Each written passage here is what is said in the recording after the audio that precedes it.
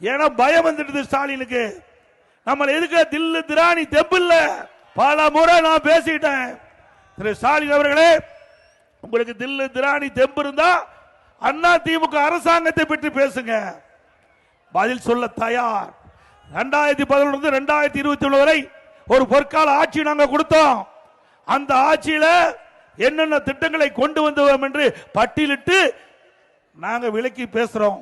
உங்களுடைய ஆட்சி 5 ஆண்டு காலம் திராவிட முன்னேற்ற கழக ஊழல் ஆட்சியில என்ன செய்தோம் என்பதை நீங்கள் அந்த களத்திலே பேசுங்கள். நாட்டு மக்கள் இதை கேட்கட்டும். தமிழ்நாட்டு மக்கள் அதற்கு தீர்ப்பு அளிக்கட்டும். இன்னும் அந்த சவாலுக்கு பதிலே இல்லை. ஆக ஸ்டாலின் அவர்களே, வேண்டுமென்று திட்டமிட்டு ஒரு அவதூறு பிரச்சாரத்தை, ஒரு பொய்யான பிரச்சாரத்தை மாய உலகத்திலே நீங்கள் வாழ்ந்து கொண்டிருக்கிறீர்கள். ஆக உண்மையிலேயே தமிழகத்தில் நம்மை எதிர்க்கக்கூடிய சக்தி திமுகவுக்கு இல்லை என்பதை நிரூபணமாகிவிட்டது.